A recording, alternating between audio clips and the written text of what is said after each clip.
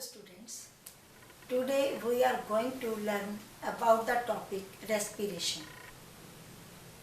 श्वसन क्या है? जब हम ये पूछते हैं तो एकदम से बच्चे बोलते हैं कि ऑक्सीजन का अंदर ले जाना फेफड़ों तक और फेफड़ों से कार्बन डाइऑक्साइड का बाहर निकालना, इसे श्वसन कहते हैं। ये श्वसन की पूरी परिभाषा नहीं है। पूरी परिभाषा के लिए हमें कुछ और भी कहना पड़ेगा। जब हम इतना ही बोलते हैं कि ऑक्सीजन का फेफड़ों तक ले जाना और फेफड़ों से कार्बन डाइऑक्साइड का बाहर निकालना, इसे सांस लेना या ब्रीथिंग कहते हैं। ये एक सिंपल मैकेनिकल प्रोसेस है, जस्ट ऑक्सीजन का अंदर जाना और कार्बन डाइऑक्साइड का बाहर आना। पर श्वसन जो है वो एक कॉम्प्लेक्स केमिकल प्रोसेस है, जिसके द्वारा जो ऑक्सीजन नोज के थ्रू लंग्स तक पहुंचती है, लंग्स से वो ऑक्सीजन हमारी कोशिकाओं तक पहुंचती है और कोशिकाओं में पड़े हुए भोजन का वो ऑक्सीडेशन करती है और ऊर्जा निकालती है। और किस फॉर्म में ऊर्जा निकलती है? वो एटीपी की फॉर्म में निकलती है, एडिनोसिन ट्राइफॉस्फेट की फॉर्म में। और कोशिकाओं का में भोजन का जब ऑक्सीकरण होता है तो कार्बन डाइऑक्साइड निकलती है। इस कार्बन डाइऑक्साइड को फिर वापस लंग्स में भेजा जाता है और लंग्स से नोज के थ्रू बाहर निकाला जाता है।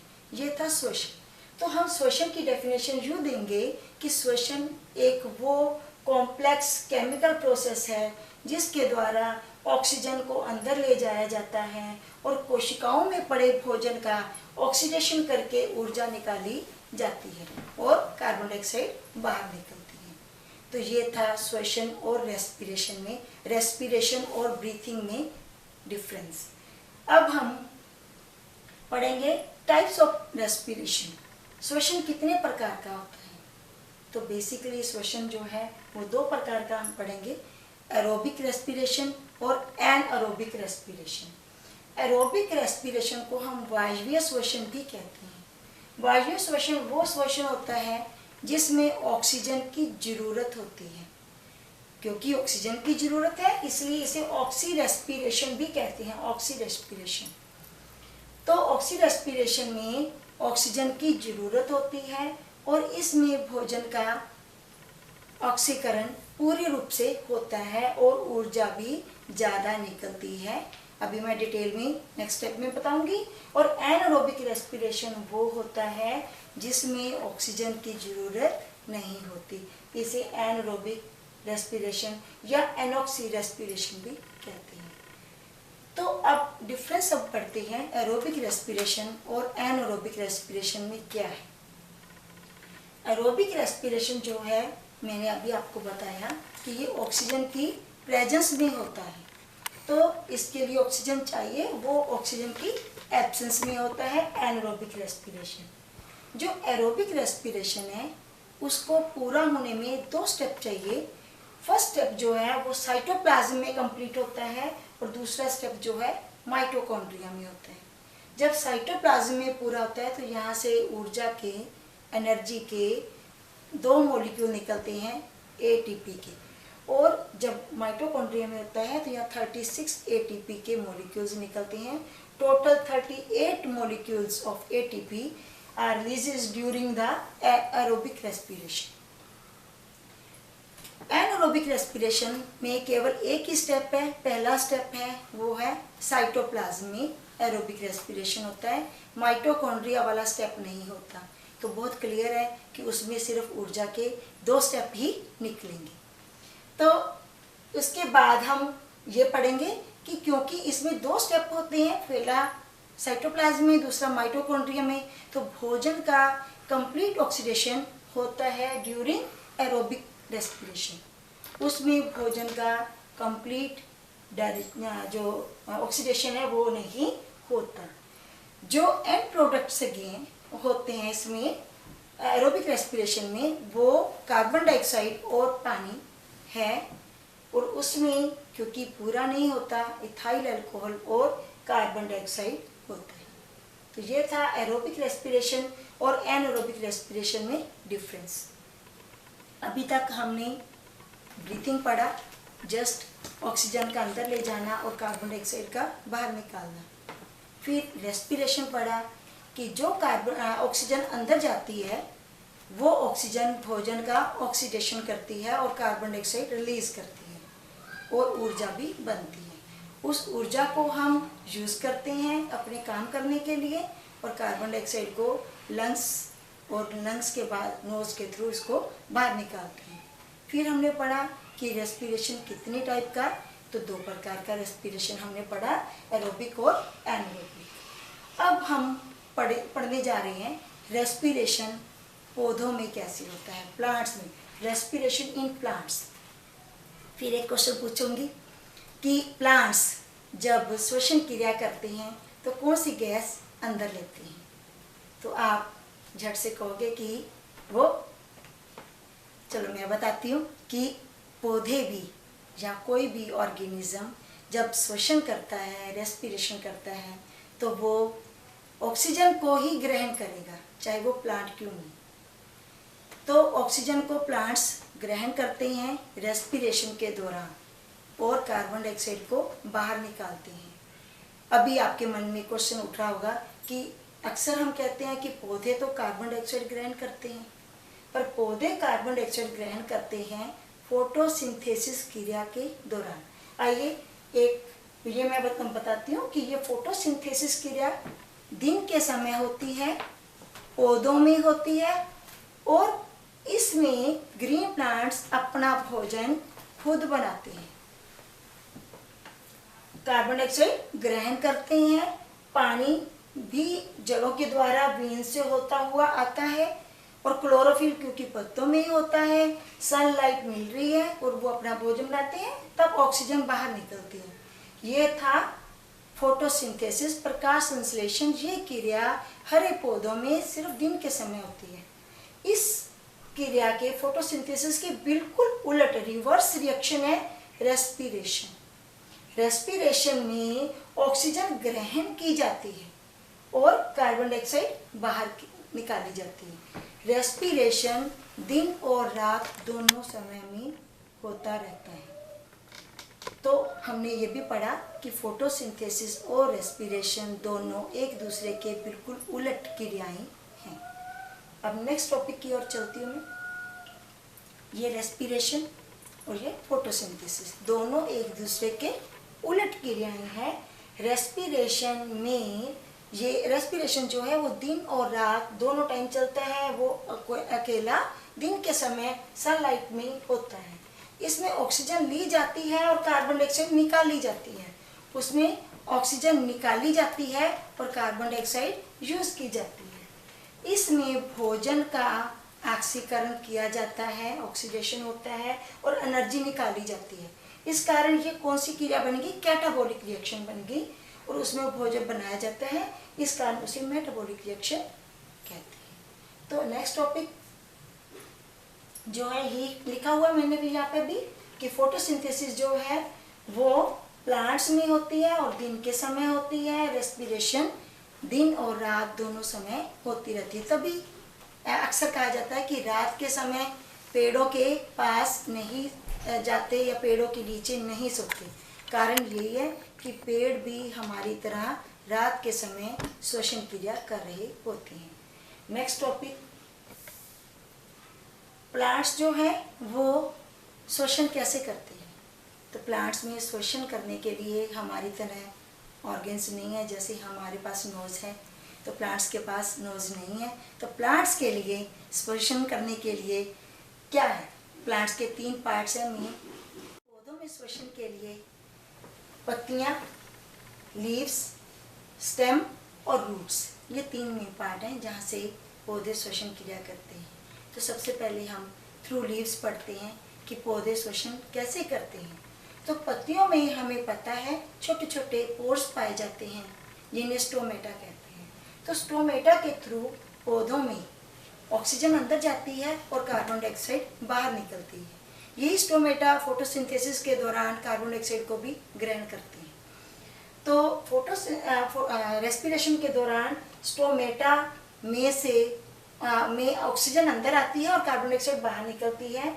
ये स्टोमेटा गार्ड सेल के द्वारा खुलती और बंद होती है। नेक्स्ट पढ़ेंगे थ्रू जो स्टेम। उससे पहले मैं आपको बताऊंगी कि मैंने बताया कि लीव्स में ऑक्सीजन अंदर जाती है, तो कैसे जाती है लीव्स में अंदर? ये सिंपल डिफ्यूजन मेथड के द्वारा जाती है। सिंपल डिफ्यूजन मेथड क्या है? एनवायरनमेंट में ऑक्सीजन बहुत ज़्यादा है तो हायर कंसंट्रेशन से ऑक्सीजन, क्योंकि पत्तियों में कम है ऑक्सीजन तो पत्तियों की ओर चलती है। हायर कंसंट्रेशन से लोअर कंसंट्रेशन की ओर मूव करना उसे सिंपल डिफ्यूजन कहते हैं। तो सिंपल डिफ्यूजन के द्वारा पत्तियों में ऑक्सीजन अंदर जाती है स्टोमेटा के थ्रू। अब जो स्टेम है, तो स्टेम जो ग्रीन पार्ट आप देखते हो पौधे का, या कोई बड़ा पेड़ होता है तो उसकी जो बार्क होती है जिसे हम छाल बोलते हैं, उसके नीचे छोटे छोटे छिद्र पाए जाते हैं जिन्हें हम लेंटिसेल कहते हैं। स्टोमेटा और लेंटिसेल में क्या फ़र्क है? स्टोमेटा पत्तियों में पाए जाते हैं और ये खुलते और बंद होते हैं, गार्ड सेल के द्वारा ये ऑपरेट किए जाते हैं। पर लेंटिसेल जो है वो स्टेम में पाए जाते हैं और अक्सर खुले रहते हैं, इन्हें कोई गार्ड सेल कंट्रोल नहीं करता। तो लेंटिसेल के द्वारा ऑक्सीजन अंदर जाती है स्टेम में, और स्टेम से जो कार्बन डाइऑक्साइड जो ऑक्सीडेशन हो जाता है भोजन का, तो जो कार्बन डाइऑक्साइड बनती है वो लेंटिसेल के द्वारा बाहर निकलती है। कौन से मेथड के द्वारा? Simple diffusion method. अब रूट्स की बारी आती है। तो रूट्स हमें पता है मिट्टी में गहराई में पाई जाती है और सॉइल में भी ऑक्सीजन पाई जाती है। सॉइल में पानी है, उस फॉर्म में भी ऑक्सीजन है, H2O होता है तो उस फॉर्म में भी है। और बाकी सॉइल जो है उसमें वो क्योंकि पार्टिकल्स होते हैं, पार्टिकल्स के थ्रू ऑक्सीजन अंदर चली जाती है। तो सॉइल में जो ऑक्सीजन है उस ऑक्सीजन का उपयोग करते हैं रेस्पिरेशन के लिए कौन? पौधे। तो सॉइल में जो रूट है उसके रूट के बिल्कुल टिप पे रूट टिप के पर एक रूट कैप पाई जाती है। इस रूट कैप में एक छोटा सा छिद्र होता है जिसके थ्रू ऑक्सीजन अंदर जाती है और कार्बन डाइऑक्साइड बाहर निकलती है। ये ऑक्सीजन जो अंदर जाती है तो यहाँ पर ऑक्सीजन भोजन का ऑक्सीडेशन करेगी, कार्बन डाइऑक्साइड बनाएगी और कार्बन डाइऑक्साइड बाहर निकल जाती है। तो कौन सा मेथड यहाँ पे बोलेंगे? वही सिंपल डिफ्यूजन मेथड। तो ये हमने पढ़ा पौधों में श्वसन कैसे होता है। अब हम पढ़ते हैं रेस्पिरेशन इन एनिमल्स कि जीवों में श्वसन कैसे होता है। तो जीवों की भिन्न भिन्न वैरायटीज़ हमारे पास हैं, तो उसी अकॉर्डिंग श्वसन भी हम भिन्न भिन्न प्रकार से पढ़ेंगे। सबसे पहले हम श्वसन को प्रभावित करने वाले कारक पढ़ लेते हैं, उसके बाद हम वो पॉइंट्स पढ़ेंगे। तो श्वसन को प्रभावित करने वाले जो फैक्टर्स हैं वो है सबसे पहले गैसेस का पार्शियल जो प्रेशर है वो। तो गैसेस जो है वो हाई कंसंट्रेशन से लोअर कंसंट्रेशन की ओर मूव करती हैं। तो एनवायरनमेंट में ऑक्सीजन ज़्यादा है तो वहाँ से ऑक्सीजन अंदर प्रवेश करेगी, और जीव के अंदर ऑर्गेनिज्म के अंदर कार्बन डाइऑक्साइड ज़्यादा हो जाती है तो वो कार्बन डाइऑक्साइड को बाहर निकालती है। तो ये था partial pressure. Second, availability of the surface area. कोई भी जीव है जहाँ से गैसों का आदान प्रदान होगा वो जगह काफ़ी बड़ी होगी। जैसे अब मैं डिटेल में बताऊंगी तो फिर और क्लियर करूंगी। फिलहाल इतना है कि सरफेस एरिया ज़्यादा होना चाहिए। जितना सरफेस एरिया ज़्यादा होगा ऑक्सीजन उतनी ही ज़्यादा अंदर जाएगी और कार्बन डाइऑक्साइड उतनी ही बाहर निकलेगी। तीसरा जो है कोई लिक्विड जो है ब्लड जैसे है या प्लाज्मा है तो उसकी भी जो रेट है उसके फ्लो करने का वो फास्ट होना चाहिए।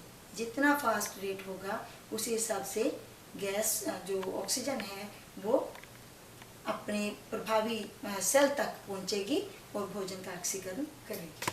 अब सबसे पहले हम पढ़ते हैं प्लाज्मा मेम्ब्रेन के थ्रू रेस्पिरेशन कैसे होता है।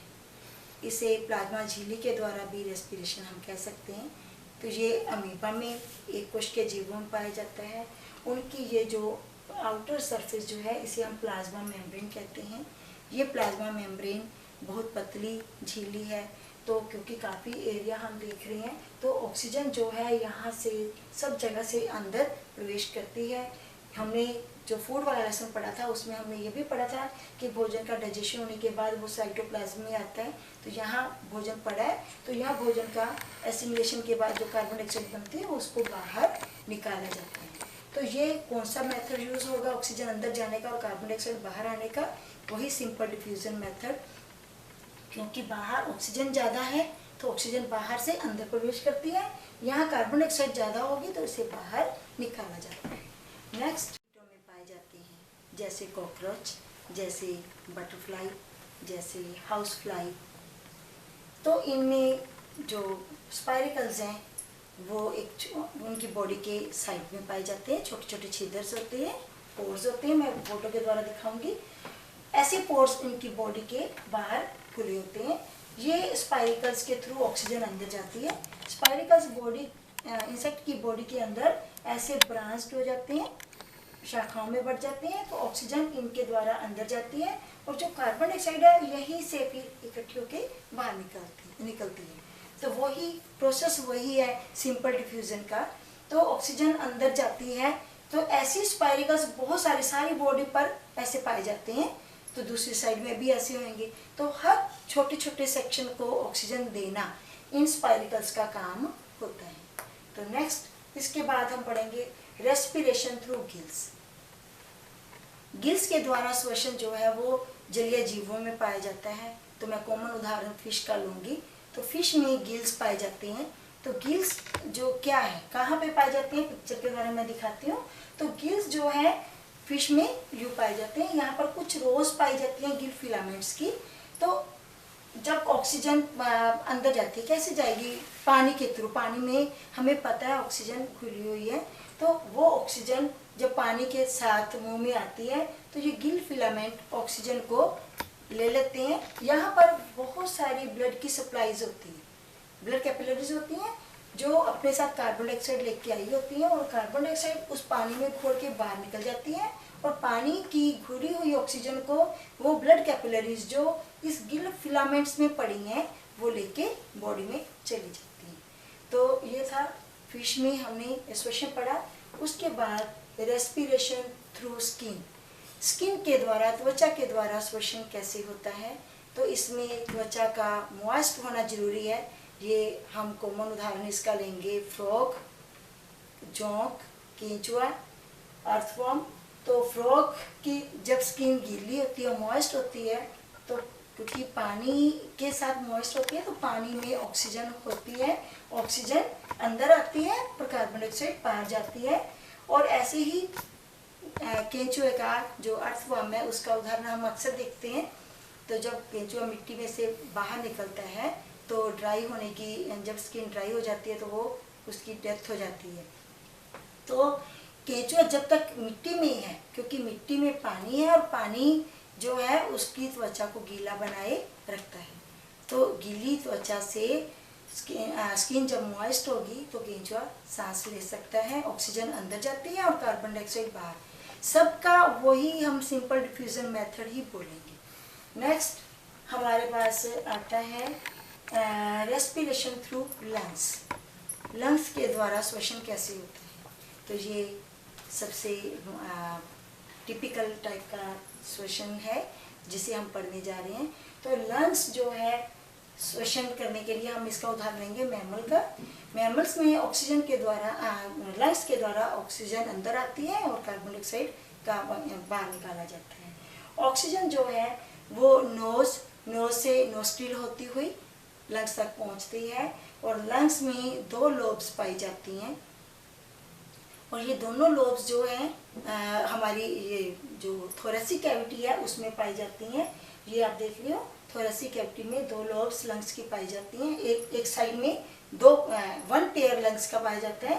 तो ये लंग्स जो हैं ऑक्सीजन पकड़ते हैं जो नोज से जाती है, और यहाँ पर ब्लड की बहुत सारी कैपिलरीज आती हैं और वो ऑक्सीजन को ग्रहण करके चली जाती हैं। एक और पिक्चर के द्वारा दिखाती हूँ मैं।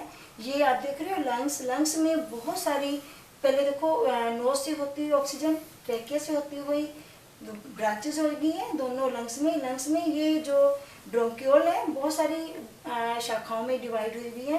हर एक शाखा आगे ऐसे फूली हुई है जिसे हम एल्वियोली बोलते हैं। तो एल्वियोली में ब्लड कैपिलरीज होती हैं, तो जो ऑक्सीजन को ग्रहण कर लेती हैं, जो नोज के थ्रू यहाँ तक आई हुई है, और कार्बन डाइऑक्साइड को यहाँ पर छोड़ देती है। वापिस उसी पे आऊँगी। ये दोनों लंग्स जो है रिटर्न दिखाइए आप। तो जो लंग्स दोनों हैं वो थोरेसिक कैविटी में पाए जाते हैं, और हर लंग जो है, दोनों लंग अलग अलग लंग्स जो हैं वो एक पतली झिल्ली के द्वारा घिरे हुए होते हैं जिसे हम प्लूरा बोलते हैं। ऐसी ही एक झिल्ली थोरेसिक कैविटी के अंदर वाली साइड में भी पाई जाती है। तो दो प्लूरा होगी, एक थोरेसिक कैविटी की इनर सरफेस पर और एक लंग की आउटर सरफेस पर प्लूरा। तो इन दोनों प्लूरा के बीच में एक कैविटी होती है जिसमें एक द्रव भरा होता है जिसे प्लूरल फ्लूइड कहते हैं। ये प्लूरल फ्लूइड लंग्स की रक्षा करता है जब लंग्स फैलते हैं और सिकुड़ते हैं श्वसन, ऑक्सीजन लेने के दौरान और कार्बन डाइऑक्साइड बाहर निकालने के दौरान। तो लंग्स को चोट से बचाते हैं, जो थोरेसिक कैविटी के से रगड़ से बचाते हैं। तो अभी वापस उसी पिक्चर पे आएंगे एक बार। ये लंग्स का मैंने बताया आपको, एल्वियोली बताया। एक जो दोनों जो एडल्ट लंग्स हम बोलेंगे, 2 एडल्ट लंग्स में एल्वियोली जो है उनकी गिनती लगभग 300 मिलियन पाई जाती है। और जो ये काफ़ी जैसे ग्रेप्स होते हैं उस शेप में, और इस पर ब्लड कैपिलरीज पाई जाती हैं जिस कारण इसका सरफेस एरिया बहुत ज़्यादा हो जाता है। अगर मेजर करें तो लगभग ये 160 स्क्वायर मीटर बनता है, तो बहुत ज़्यादा एरिया होता है। तो ऑक्सीजन जितना एरिया ज़्यादा होगा, मैंने ये भी बताया था, उतनी ही ऑक्सीजन अंदर ईजिली जाएगी और कार्बन डाइऑक्साइड बाहर निकलेगी। आइए लंग्स की बारे में, ह्यूमन रेस्पिरेटरी सिस्टम जो है उसको स्टडी करने से पहले हम उसको 2 भागों में बांट के स्टडी करेंगे। एक है अपर रेस्पिरेटरी ट्रैक और एक है लोअर रेस्पिरेटरी ट्रैक। तो अपर रेस्पिरेटरी ट्रैक में क्या आता है? नोज, फेरिंक्स, लैरिंक्स और ट्रैकिया। नोज के थ्रू अंदर जाती है ऑक्सीजन, उसके बाद फेरिंक्स, मैंने जब फूड वाला लेसन पढ़ाया था उसमें भी बताया था कि फेरिंक्स एक कॉमन स्पेस है जहाँ पर फूड पाइप, भोजन वाली नली और सांस वाली नली दोनों ही आकर मिलती हैं। तो फेरिंक्स के बाद लैरिंक्स, यहाँ से वॉइस की फॉर्म शुरू होती है, वॉइस बोलने का काम होता है। और ट्रैकिया, ट्रैकिया हमारे इस पोर्शन में आप सब देख सकते हो। तो ट्रैकिया एक पाइप है जो फेरिंक्स से ऑक्सीजन को लेके लंग्स तक जाती है। तो रेस्पिरेशन जो है नोज में क्या है? तो नोज हमारा फर्स्ट पार्ट आता है। तो नोज में 2 नोस्ट्रिल पाए जाते हैं, नोस्ट्रिल छिद्र जिनके थ्रू ऑक्सीजन एंटर करती है। तो नोस्ट्रिल से आगे नेजल कैविटी है जिसमें बाल पाए जाते हैं और म्यूकस पाया जाता है। तो ये म्यूकस और बाल, हेयर जो है, ये जो ऑक्सीजन हम अंदर ग्रहण कर रहे हैं, हवा जो अंदर ग्रहण कर रहे हैं, उसमें जो डस्ट पार्टिकल्स हैं तो उनको वो रोक लेती है। तो उसके बाद ऑक्सीजन नोज से होती हुई जो पहुंचती है नेजल कैविटी में। नेजल कैविटी में साइनस पाई जाती हैं जिसमें एयर भरी होती है। ये इस कल को हल्का बनाने का काम करती है। और उसके बाद उसी पे रहिए आप थोड़ा। उसके बाद जो नेजल कैविटी है हमारी ये वाली, तो इसको 2 भागों में बांटा जाता है। आप टच करके देख सकते हैं। तो इसमें इंटरनेजल सेप्टम पाया जाता है। तो जो नेजल कैविटी को 2 पार्टीशन में बांटती है। उसके बाद हम अगले स्टेप पे चलेंगे। फेरिंक्स, ये एक कॉमन स्पेस है जिसमें भोजन के लिए और सांस के लिए, ऑक्सीजन के लिए दोनों इकट्ठे का ही कॉमन मार्ग है ये। और इसको जब भोजन ग्रहण करना होता है तो एपिग्लोटिस फेरिंक्स को बंद करता है, पर जब सांस लेना होता है तो ऑक्सीजन सीधी जाती है। सांस हम ऑक्सीजन जो है या हवा जो है वो हम नोज के द्वारा ग्रहण करते हैं, साथ ही मुंह के द्वारा भी ग्रहण करते हैं। पर नोज से ग्रहण करनी ज़्यादा अच्छी है। 2 कारण बताऊंगी कि एक तो ये लंबा रास्ता हो जाता है, वायु गर्म हो जाती है, और दूसरी बात जो है वो नोज में बाल पाए जाते हैं और श्लेष्मा पाया जाता है जो डस्ट पार्टिकल्स को रोक लेती है। और उसके बाद लैरिंग्स, यहाँ से जो ये जो बोलने का काम है, जो ध्वनि प्रोड्यूस होती है, साउंड प्रोड्यूस होती है, यहीं से प्रोड्यूस होती है। उसके बाद ट्रैकिया, तो ट्रैकिया जो है ये यहाँ पे आएगी, हमारी श्वसन नली है, इसमें कार्टिलेज के रिंग पाए जाते हैं, थोड़ी हार्ड है, ये इसको कोलैप्स होने से बचाती है। ये फेरिंग से ऑक्सीजन लेके लंग्स की ओर भेजने का काम करेगी। अब हम दूसरा पढ़ेंगे, जो हमारा लोअर रेस्पिरेटरी ट्रैक है, उसमें ट्रैकिया हम पढ़ चुके हैं। तो ब्रोंकी आएगी। ट्रैकिया जो एक पाइप है वो 2 हिस्सों में बढ़ती है, तो उसे हम ब्रोंकी कहते हैं। ब्रोंकी फिर बहुत सारे हिस्सों में बढ़ जाती है, तो ब्रोंक्यूल्स बनेगी और वो लंग्स में जाती है ब्रोंक्यूल्स। और लंग्स जब हम पढ़ेंगे मैकेनिज्म, उसमें डायफ्राम पढ़ेंगे, तो उसका काम बाद में आएगा।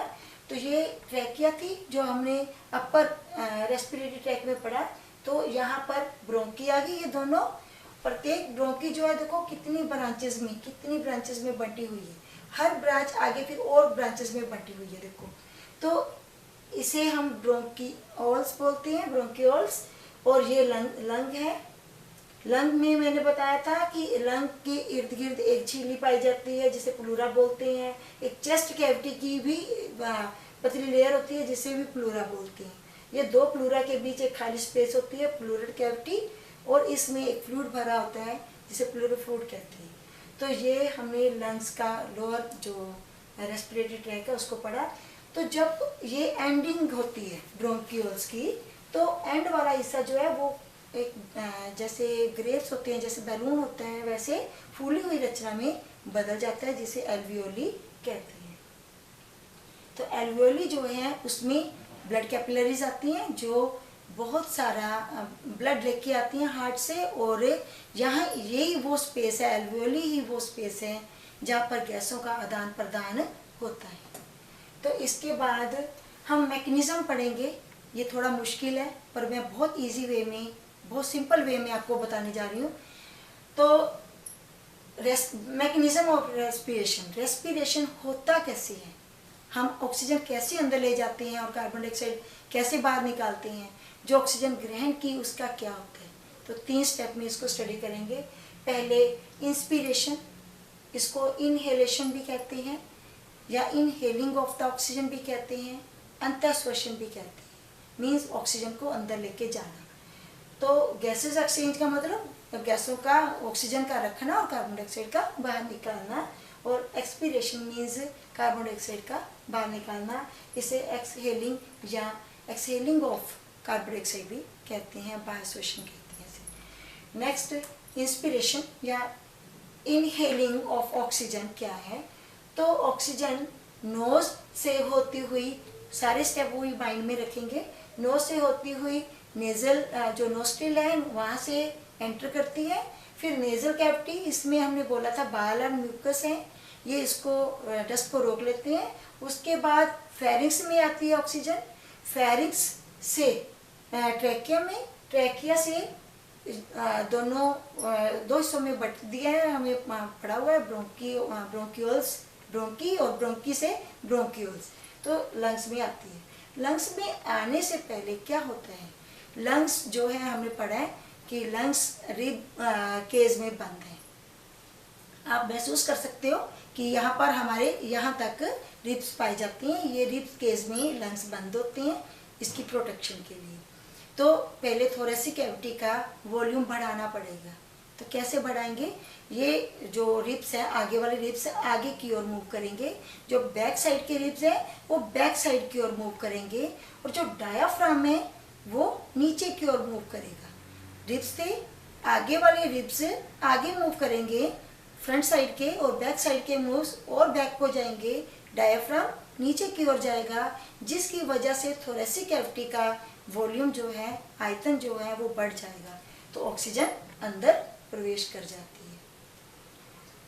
अब हम ये देखो इसमें दिखाया है, ये बाहर को आ रहे हैं, वो पीछे को जा रहे हैं, डायफ्राम नीचे को आ रहा है, तो इसका साइज जो है वो बड़ा हो रहा है। तो बड़ा होने से अंदर ऑक्सीजन का वॉल्यूम कम हो गया, बाहर से ऑक्सीजन अंदर प्रवेश करती है।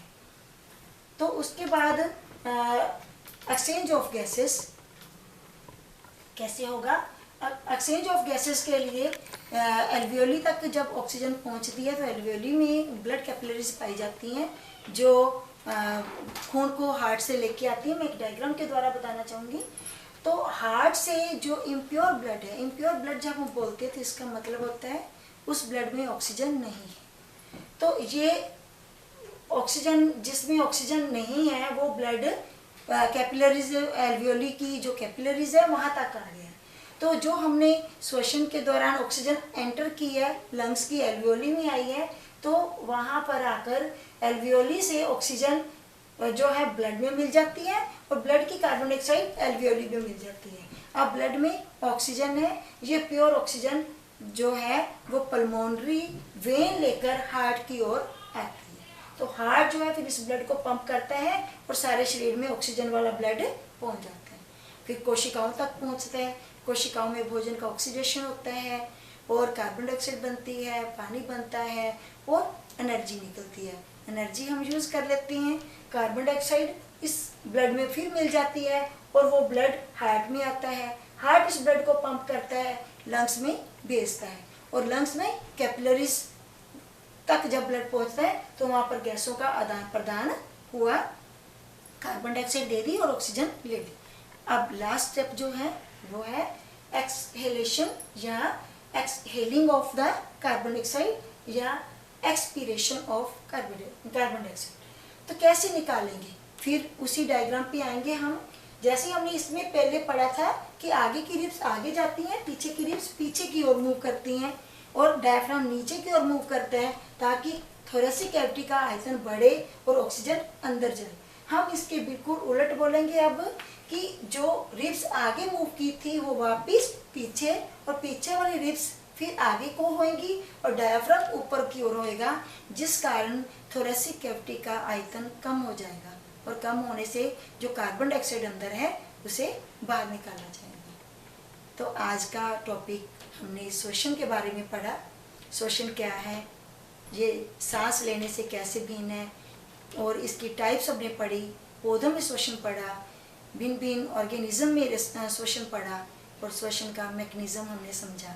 अब श्वसन से रिलेटेड बीमारियां या डिजीज कौन सी हैं जो सांस से रिलेटेड है। तो एक डिजीज जो कॉमन हम सब अच्छी तरीके से जानते हैं, निमोनिया, ये बैक्टीरिया और वायरस के कारण होता है। ये बैक्टीरिया और वायरस सांस के द्वारा एल्वियोली तक आ जाते हैं और यहाँ पर आकर म्यूकस, एक चिपचिपा पदार्थ है, उसे बनाते हैं और ये बनाने से जो एल्वियोली है उसके अंदर म्यूकस भरा होने के कारण जो गैसों का आदान प्रदान है वो ज़्यादा नहीं हो पाता, जिस कारण पेशेंट को सांस लेने में प्रॉब्लम होती है। तो उन्हें आर्टिफिशियल तौर पे सांस देने की कभी कभी नौबत आ जाती है। दूसरा एम्फाइसीमा। एम्फाइसीमा एक वो डिजीज़ है जिसमें एल्वियोली की वॉल्स जो हैं वो टूटनी शुरू हो जाती हैं, एल्वियोली फट जाती हैं और या वो आपस में जुड़ जाती हैं। तो फटने से उनका जो सरफेस एरिया है वो रिड्यूस हो जाता है। तो क्योंकि शरीर को ऑक्सीजन पूरी मात्रा में चाहिए होती है तो हार्ट जो है वो ब्लड को ज़्यादा पंप करता है, जिस कारण हार्ट पर जोर पड़ता है और हार्ट फेल होने का कारण बन जाता है। आप देख सकते हो ये एल्वियोली ठीक है, सप्लाई हो रही है, तो ब्रेस्ट जो एल्वियोली है ये फटी हुई एल्वियोली दिखाई हुई है म्यूकस की वजह से, तो इसमें जमाव है, तो ये ऑक्सीजन का प्रॉपर जो है ग्रहण नहीं कर पाती। कोरोनरी आर्टरी डिजीज बहुत ही, जिसमें कोलेस्ट्रॉल जो है वो अंदर जमना शुरू हो जाता है, जिस कारण जो हार्ट की धमनी है उसका जो अंदर ल्यूमेन है वो छोटी हो जाती है और ऑक्सीजन क्योंकि बॉडी को ज़रूरत है ऑक्सीजन की, तो हार्ट को ज़्यादा पंप करना पड़ता है, हार्ट अटैक का कारण बन जाता है। तो ये पिक्चर में ल्यूमेन छोटी हुई दिखाई हुई है, तो हार्ट को ज़्यादा पंप करना पड़ता है, जिस कारण हार्ट अटैक हो सकते हैं। तो ये था रेस्पिरेटरी डिजीज़। आज के लिए इतना ही। Thank you.